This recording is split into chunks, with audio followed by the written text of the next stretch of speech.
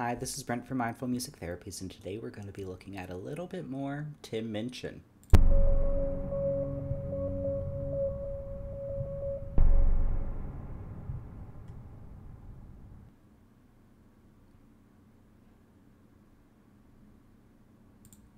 So a viewer by the name of Devious Chris, I'll take it, he recommended listening to Storm by Tim Minchin. Apparently it's a bit of a different style than what he typically does. It sounds like it might be more of a poetry thing. I did find an animated movie. It's about 10.5 minutes long, which is supposed to be Storm from Tim Minchin. I don't know if this is exactly what they were looking for, but we're going to push through this 10.5 minute movie, so this is going to be a long video, because I'm extremely curious on what this is. So I will try not to stop a whole lot, and I don't typically edit reaction videos, but depending on how long it goes, I might have to cut through some of it in the final video, just to save some time, so that it's not like a 20-25 minute video. But let's kind of watch this together, and yeah, I'm extremely curious, so here we go.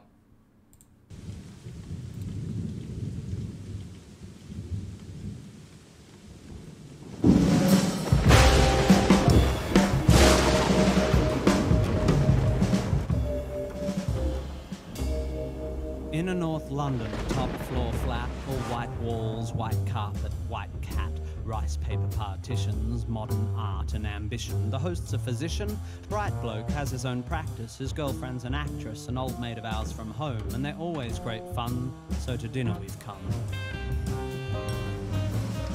The fifth guest is an unknown. The hosts have just thrown us together for a favour, because this girl's just arrived from Australia and she's moved to North London and she's the sister of someone or has some connection. As we make introductions, I'm struck by her beauty. She's irrefutably fair, with dark eyes and dark hair. But as she sits, I admit I'm a little bit wary, because I notice the tip of the wing of a fairy tattooed on that popular area just above the derriere, and when she says, "I'm Sagittarian," I confess a pigeonhole starts to form, and is immediately filled with pigeon when she says her name is Storm. Conversation is initially bright and light-hearted, but it's not long before Storm gets started. "You can't know anything. Knowledge is merely opinion," she opines over her Cabernet Sauvignon vis-a-vis some unhippily empirical comment made by me. I think I Not see a where good this is start, going. I think we're only on pre-dinner drinks, and across the room my wife widens her eyes, silently begs me, "Be nice." A matrimonial warning not worth ignoring, so I resist the urge to ask Storm whether knowledge is so loose weave of a morning, when deciding whether to leave her apartment by the front door or the window on her second floor. The food is delicious, and Storm, whilst avoiding all meat, happily sits and eats as the good doctor, slightly pissedly, holds court on some anachronistic aspect of medical history, when Storm suddenly insists, "But the human body is a mystery? Science just falls in a hole when it tries to explain the nature of the soul." My hostess throws me a glance. She, like my wife, knows there's a chance I'll be off on one of my rare but fun rants, but I shan't. My lips are sealed. I just want to enjoy the meal, and although Storm is starting to get my goat, I have no intention of rocking the boat. Although it's becoming a bit of a wrestle, because like her meteorological namesake, Storm has no such concerns for our vessel. Pharmaceutical companies are the enemy. They promote drug dependency at the cost of the natural remedies that are all our bodies need. They are immoral and driven by greed. Why take drugs when herbs can solve it? Why use chemicals when homeopathic solvents can resolve it? I think it's time we all return to live with natural medical alternatives. And try as I like, a small crack appears in my diplomacy dike. By definition, I begin, alternative... So just before we move on, one thing that I'm noticing is how the changes in the music correlates to the story itself, not including a lot of the like sound effects and all that. So this is something that happens often, but it's not something that's talked about a lot, at least within a cinematography aspect, but even in music therapy, trying to match the feel of what's going on with what's being said in music is a big thing. But even I know I did some it's called a practicum. It's when I was doing in my graduate studies, I was at a daycare with young kids like ages 1 to 5, and we would each of the sessions were very structured.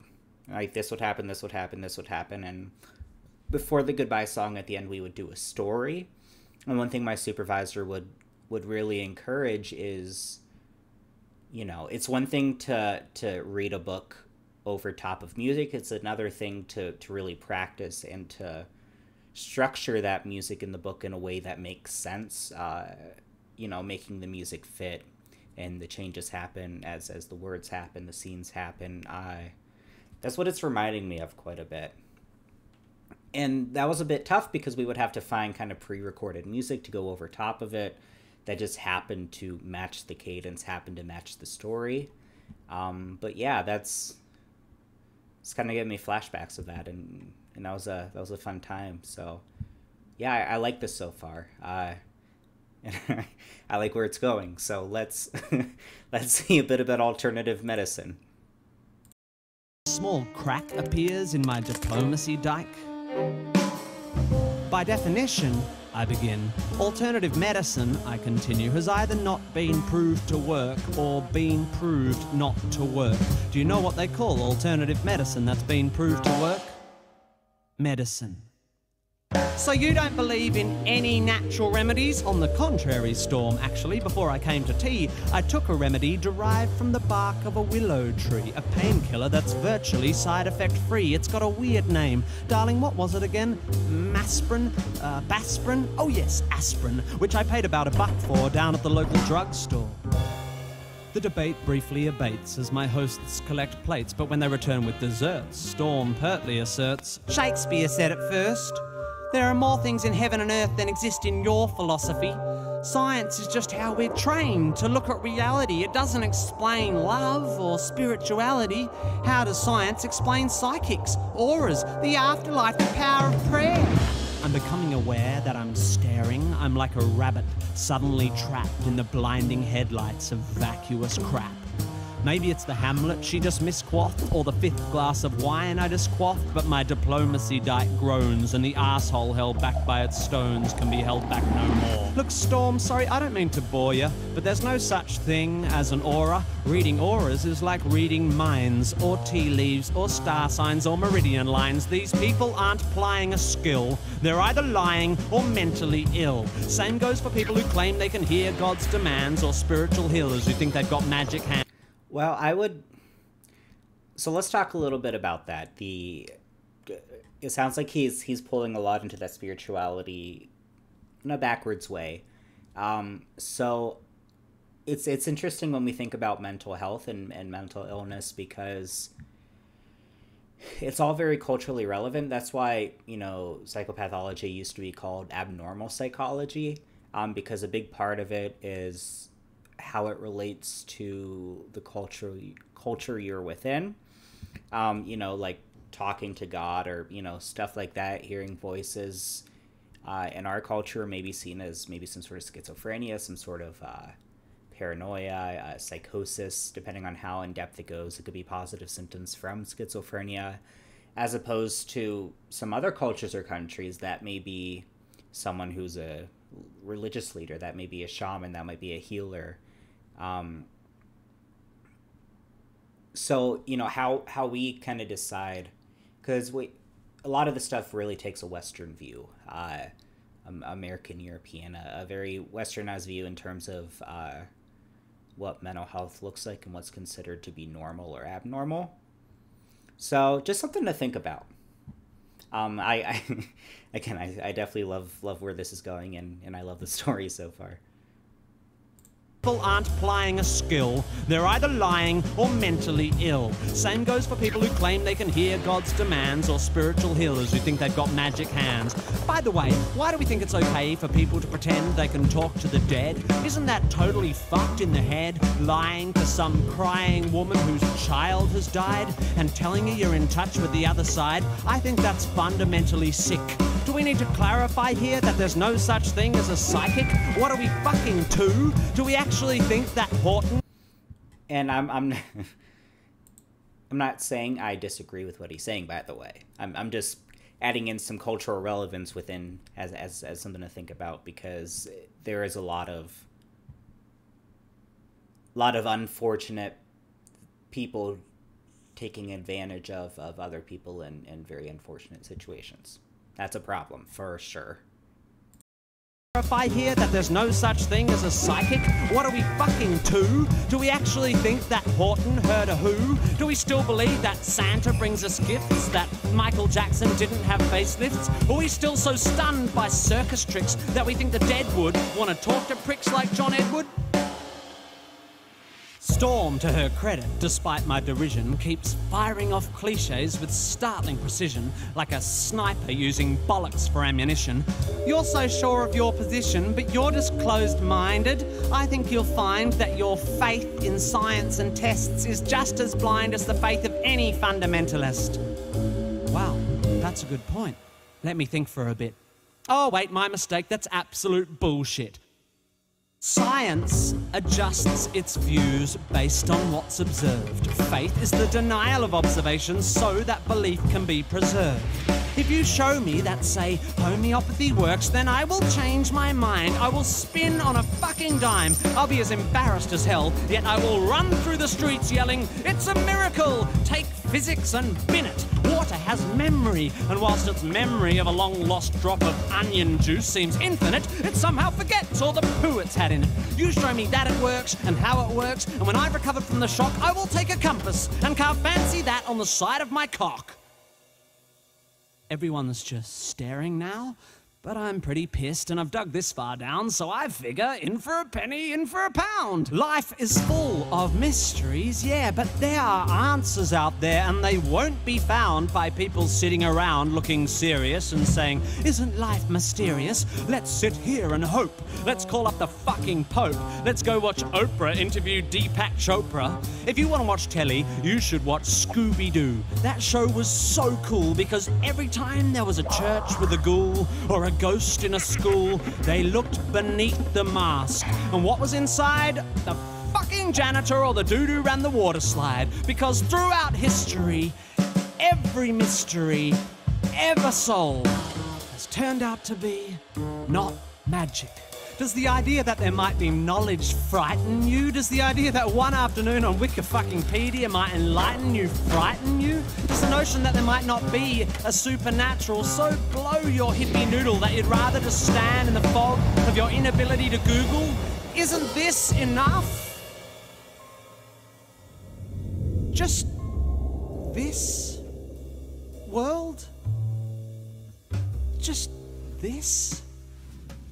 Beautiful, complex, wonderfully unfathomable natural world? How does it so fail to hold our attention that we have to diminish it with the invention of cheap, man-made myths and monsters? If you're so into your Shakespeare, lend me your ear.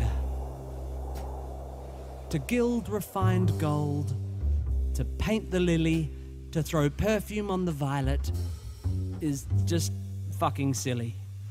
Or something like that. Or what about Satchmo? "I'll see trees of green, red roses too." And fine if you wish to glorify Krishna and Vishnu in a post-colonial, condescending, bottled up and labelled kind of way, then whatever, that's okay. But here's what gives me a hard-on.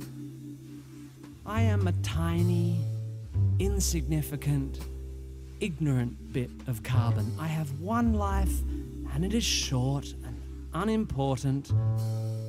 But thanks to recent scientific advances, I get to live twice as long as my great-great-great-uncles and aunts. Twice as long.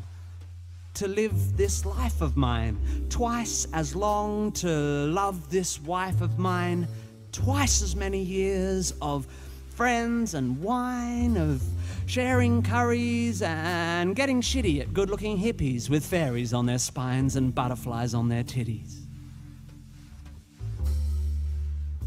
And if perchance I have offended, think but this and all is mended.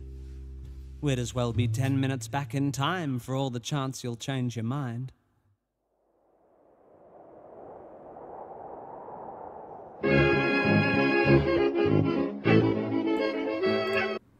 Okay. I like that one. That's a good one.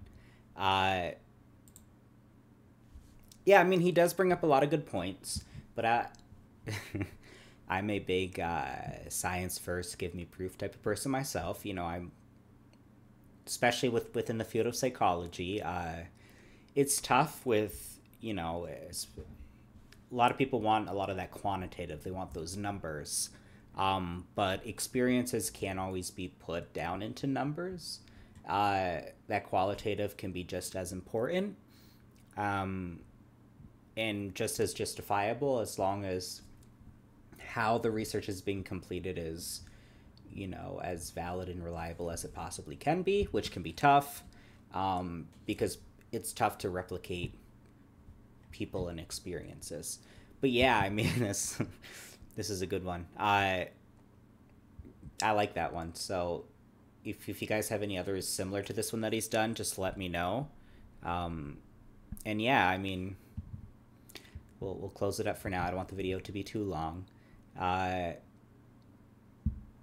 As always, I hope y'all are having a good day, good evening, good night, whatever it is. I hope it's wonderful. Make sure to like, subscribe, and comment. Let's keep the channel going. And yeah, I hope you have a good one.